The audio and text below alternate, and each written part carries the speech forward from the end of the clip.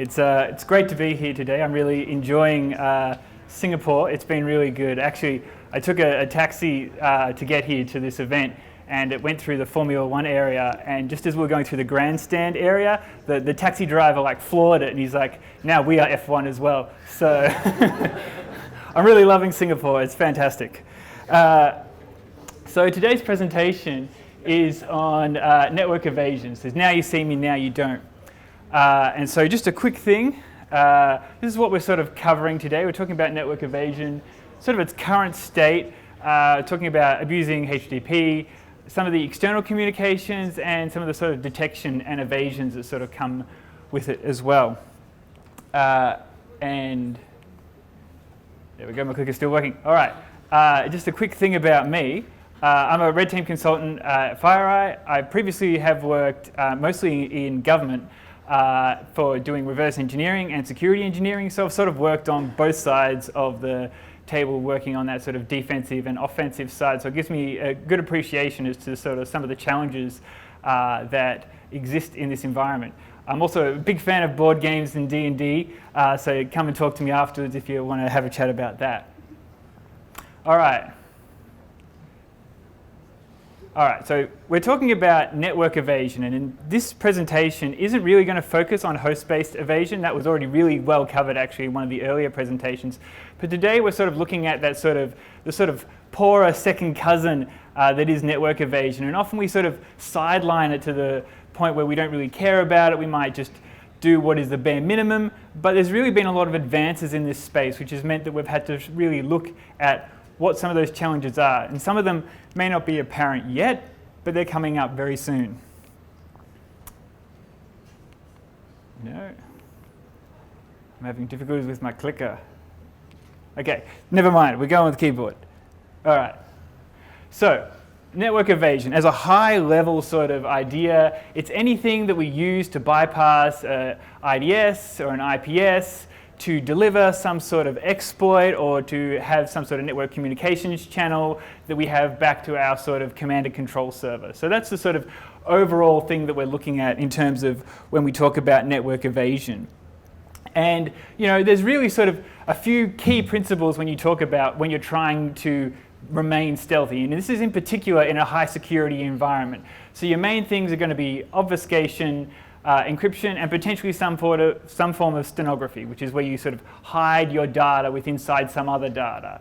And these are sort of techniques which have been used for a very long time, and the idea is that we're really trying to fool some sort of automated system or some sort of human analysis, so sort of the anti-version of the threat hunting presentation you saw earlier.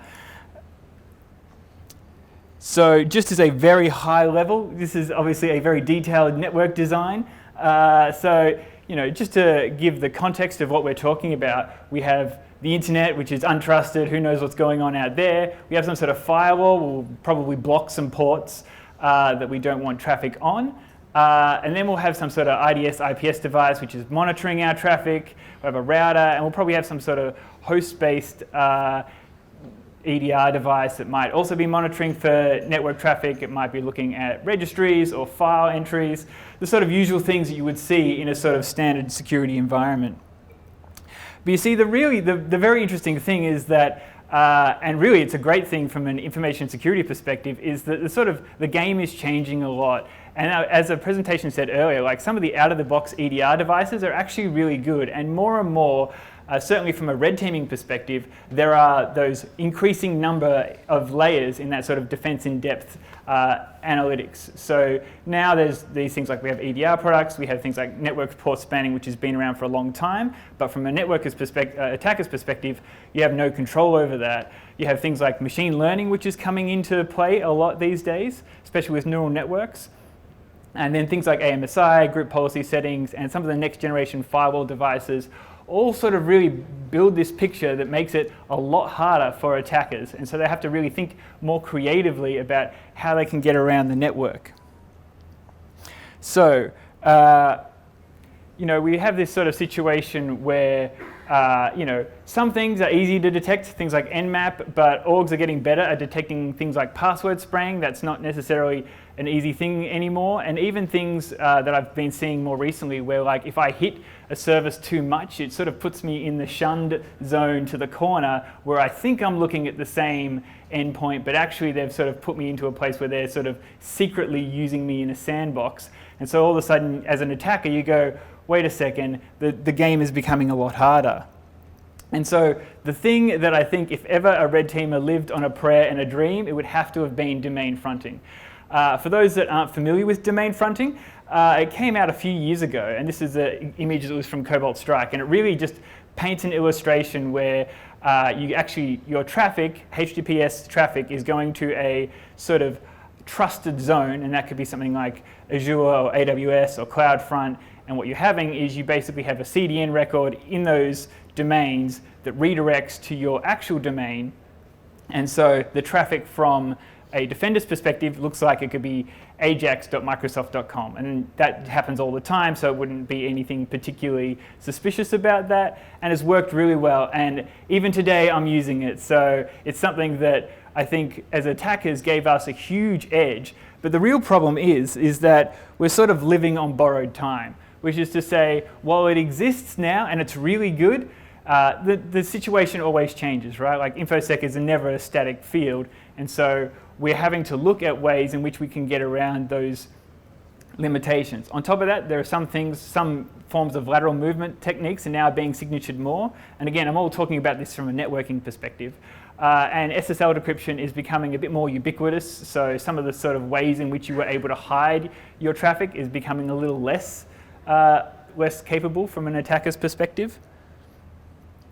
So what I really want to talk to you today is about some techniques, ideas, some sort of OPSEC of how an attacker might look, and this might help you, certainly if you're in the defensive side, of what you can do, and some resources on how to remain stealthy in a high security environment. Now, I am very aware and appreciative of the fact that not every environment is going to be very secure, so sometimes attackers have an easier time than others, but assume that we're talking about the sort of hard case scenario.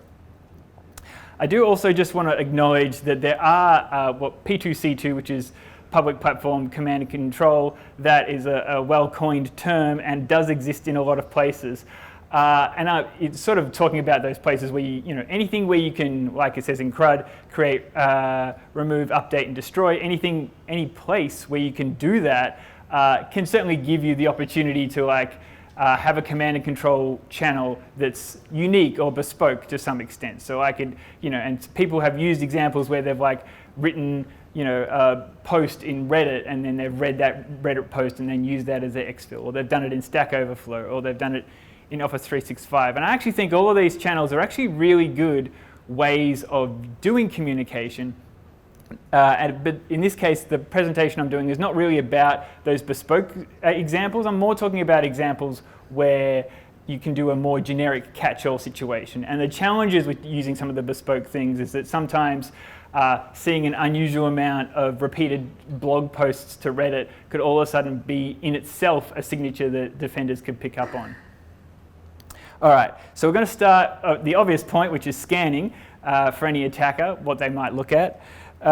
So here, you can do port scanning. Then there's sort of three things that really matter when you do scanning, which is sort of the timing between each scan that you do on each port, the number of IPs, so the requests per IP, and to some extent packet fragmentation as well. So slowing down your attacks, obviously a really good idea because that way it doesn't seem so obvious. And being able to manipulate your source IP will also help. I do totally acknowledge that you could probably just grab a VPS from DigitalOcean and just use it as a burner. But depending on how you work and depending on the level of sophistication that the defenders have, there may be other techniques you're looking to do. So from just as a quick example of what packet fragmentation would look like, lots of security devices rely on sessionized data. That's how IDSs and IPSs have worked forever. And so they initiate a connection. There's a SYN, ACK, part of their handshake. We pass some data and then we close the connection. That's well established. But here would be a good example of adjusting the MTU, right? So MTU, it sort of works on the data link layer, and the idea being that if I set my MTU to a certain value, that I say that I need my packets to be fragmented to a size smaller than, in this case, I think 200, then they'll be broken into those sort of specific size bytes. What that allows you to do, though, from an attacker's perspective, is let's just say you had a packet at the start which has your IP, TCP parts, and the word attack. And that's your original IP packet. What I could do is I can break it up by adjusting the MTU into certain fragments, but on top of that, I can also change that to be so that I change the order of those packets to be in a different order. So I could have, instead of it being in this case where it's like ATTACK, I could put it in reverse order, I could put the first one last, I could do randomized. And when you do packet fragmentation, some IDS or IPS devices may not be able to reassemble the fragments in the correct order, and then all of a sudden you're able to sort of get traffic through in a way that is unnoticed. And so Nmap is obviously can do this. It has some timing options, so you can do some, T1 is sneaky and T0 is paranoid if you really want to slow it down, and it has the -F to do packet fragmentation. The full documentation on how that works, I think, is probably best to look at the actual manual, because we could spend all day sort of talking about Nmap options. The other thing I wanted to talk about is a tool called Proxy Cannon, if people haven't heard of it. It uses Terraform to sort of spin up a whole bunch of Amazon EC2 instances.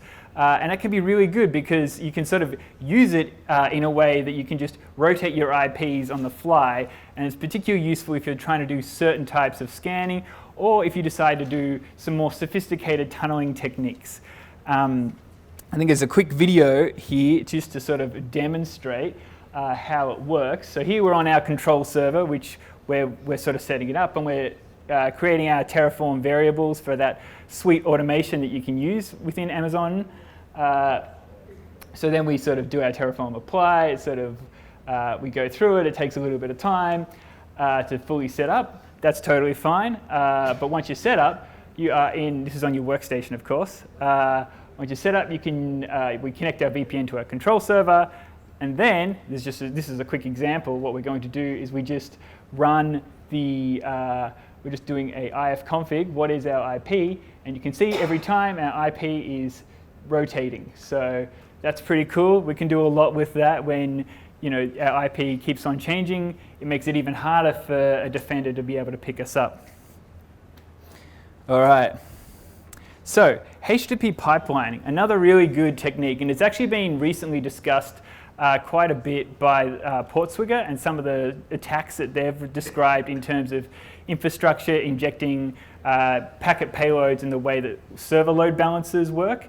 We're not going to cover that specific subject. If you want to read about that, I think it's a really good idea. But instead, what we're going to talk about is sort of like a potential comms channel, I guess. So we're sort of looking at DigiNinja did a really good article on this, which I highly recommend you read. But it sort of is talking about, the early days of internet, if we had like a HTTP page, JavaScript and 2 images, you would do a literal connection for every object you wanted, right? So that'd be 4 objects, you do a request, you get a response, you do a request, get a response. It's slow, right? Like it takes too long, and we love efficiency, so we look at those sort of shortcuts and how we can get past them. And so what we did is there was this idea of introducing HTTP pipelining, which is introduced in version 1.0 and is also supported in 1.1. And so that actually allowed multiple requests at the same time to occur, which is really fantastic. So some of the caveats about it, this technique was obviously superseded by HTTP 2 because it has a whole different way and stack of working, but it's still supported.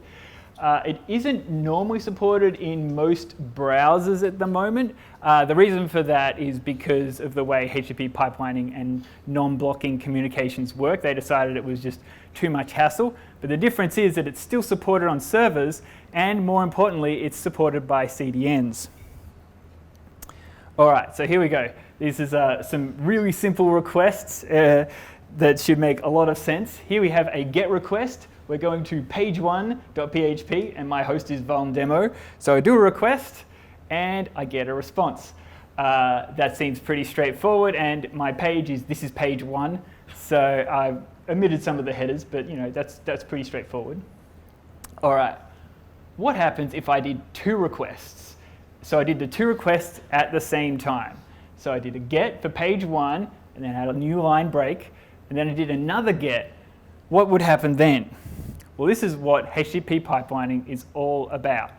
So burp totally doesn't work with this. It's just like, nope, I don't accept it. It tries to inject a content length header, and so it's like, this doesn't make sense to me. It only does, this is page 1. But what normally would happen is it's this whole idea of doing 2 requests at the same time, and then they'll get piped back to you one consecutively after the other.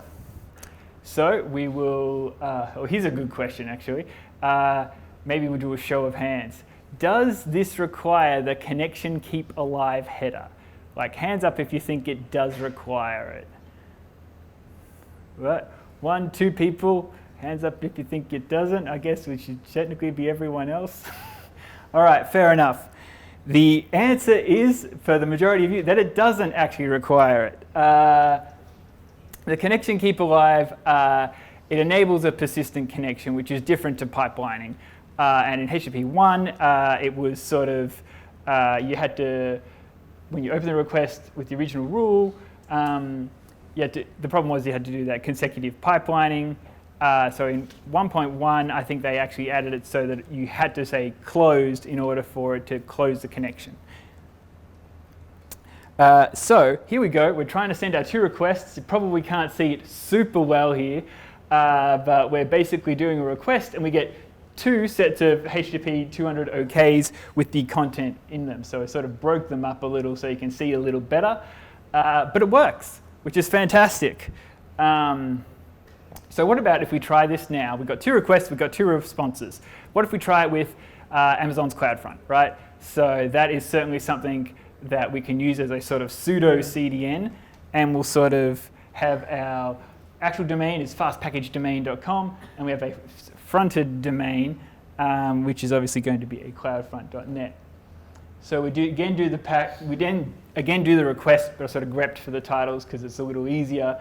But here we've sort of got, we again get our 2 return responses.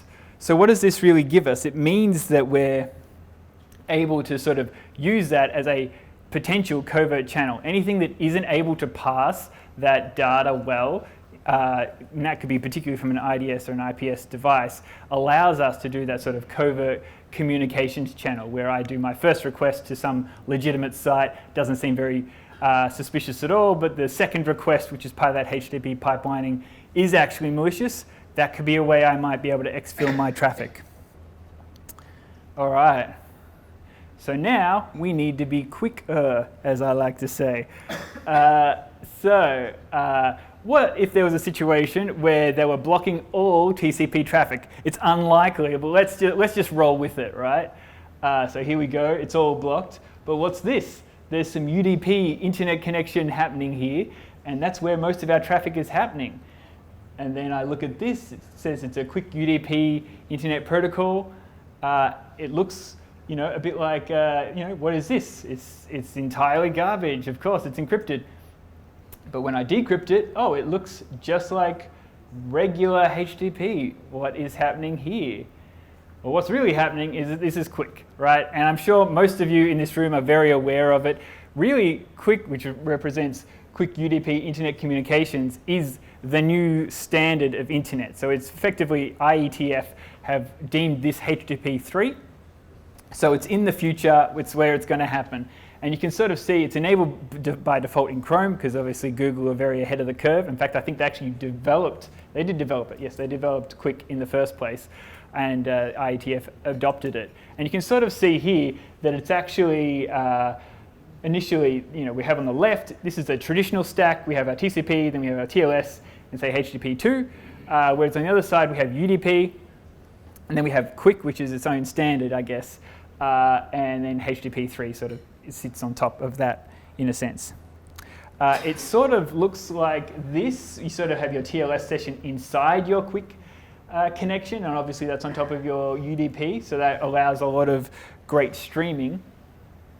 And this is how it sort of looks from a connection handshake perspective, which is obviously on the left you have the whole TCP SYN ACK, ACK, and then you have your TLS hello, so you do your whole handshake normally, then you do your TLS finished, you do HTTP request and response. Quick just sort of like goes away with all of that, and it just is like, okay, I'm going to communicate on my own standard. So unlike TCP, it also Quick also has the zero RTT handshake. Zero RTT just basically means situations where I have already established a TLS connection, and then I browse the website, and then I decide, oh, actually, I want some more data on this site. Normally, I think like 40% of traffic is re-establishing an existing TLS connection, and so like, let's just go away with that, and you can just immediately go and continue the communications. And this ensures security. That's fantastic. It removes the sort of ability to do man-in-the-middle attacks, which is great from an attacker's perspective because people can't look at the traffic as it's crossing the wire. And as a result, a lot of inspection mechanisms don't really support Quick either. They haven't really worked out how best to analyze it over the wire. So here we're going to do a really quick example of Quick.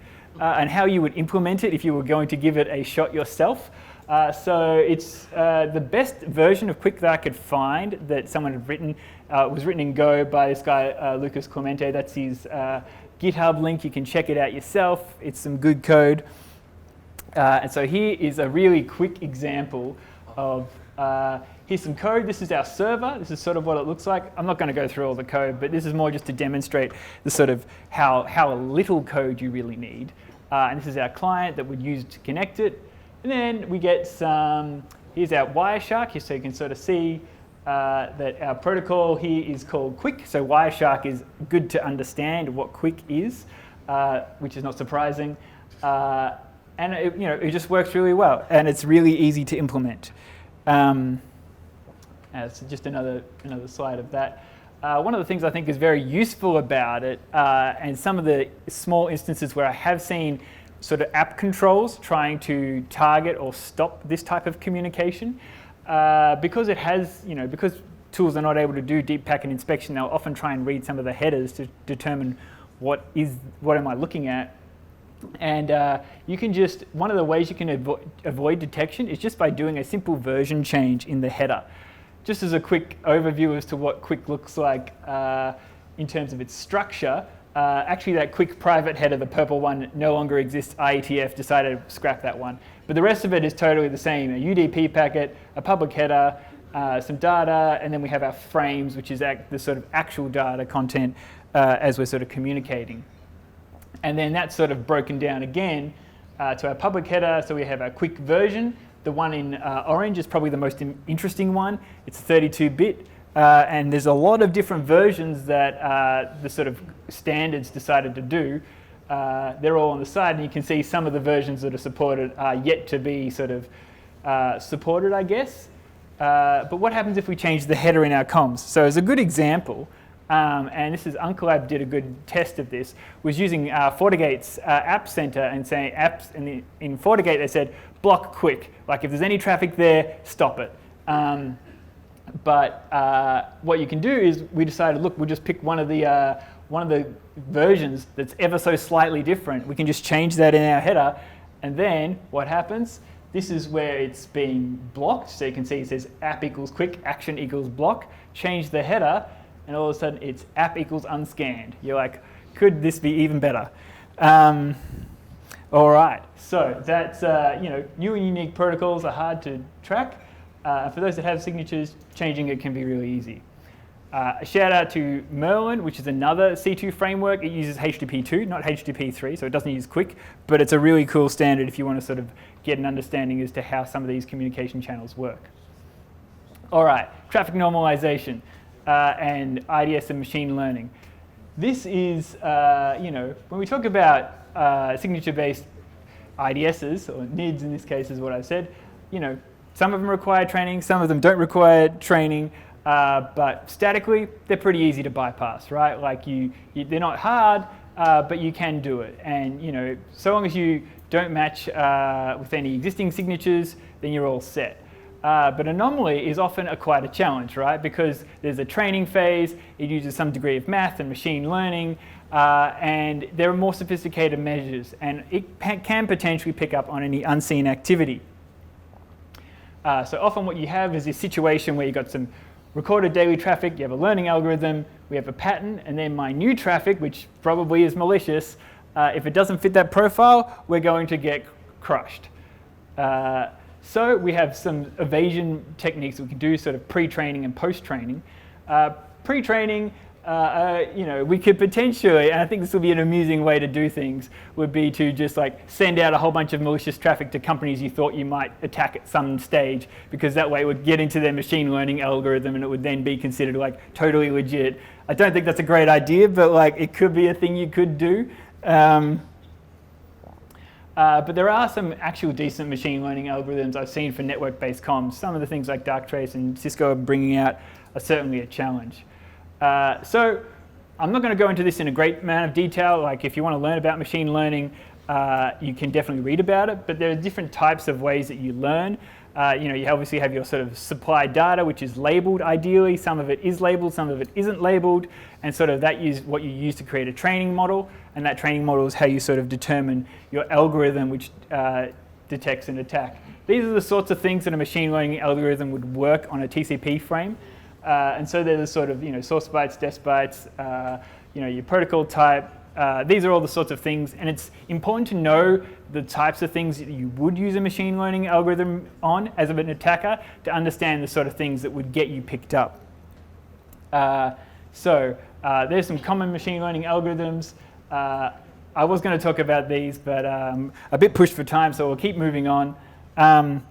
The key points I wanted to make was that accuracy is basically, it's a function of your positives and negatives and your false positives and your false negatives.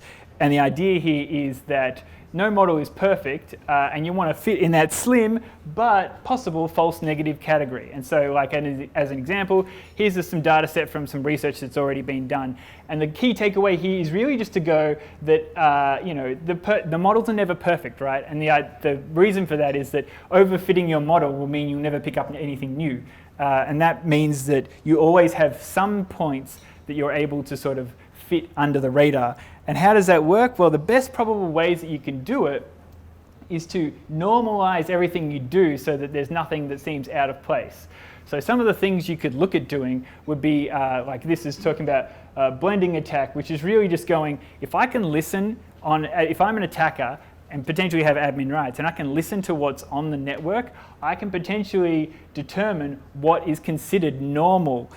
So some machines are talking SMB, some are talking TCP, some are talking different protocols to different machines. And the idea here is that you can use that techniques to sort of blend in a sense. Tear Security did a tool called First Order, which is actually able to sort of analyze PCAP data to sort of give you the aggregates of what is the most common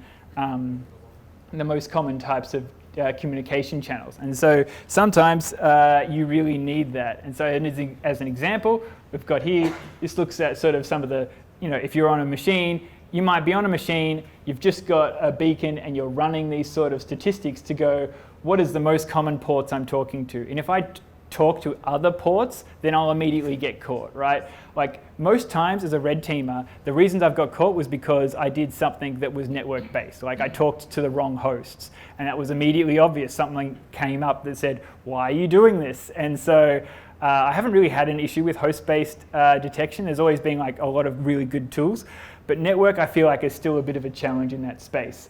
So these are just some ways that I could, on the fly, change my beacon. And it could even be inbuilt into my own beacon that goes, these are the sort of common things that are happening. Let's make sure that we fit in exactly the same way. If my infected machine never talks to server 1, then I won't talk to server 1, right? Like I'll pivot in the ways that, like if SMB is happening to laptop 1, I can pivot to laptop 1 and I don't feel like that is going to be an issue, right? Like this is talking about a high security environment. There's a lot of ways in which you can normally talk to any host and no one really cares. But in a situation where it does matter, that's something you're going to have to take into consideration. So how do we avoid detection? basically we're going to blend in and or use communication channels like quick so we don't look like the same characteristic. The last thing I wanted just to touch on was just talk about the quieter you are, the more you can hear, which is more about creative ways in which you can sort of get around the detection piece that an attacker really needs to do.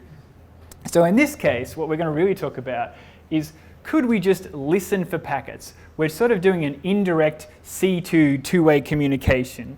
And what we're doing is, it does require admin admittedly, but what we could do is we could point our comms to the wrong host and we'll just listen for the traffic.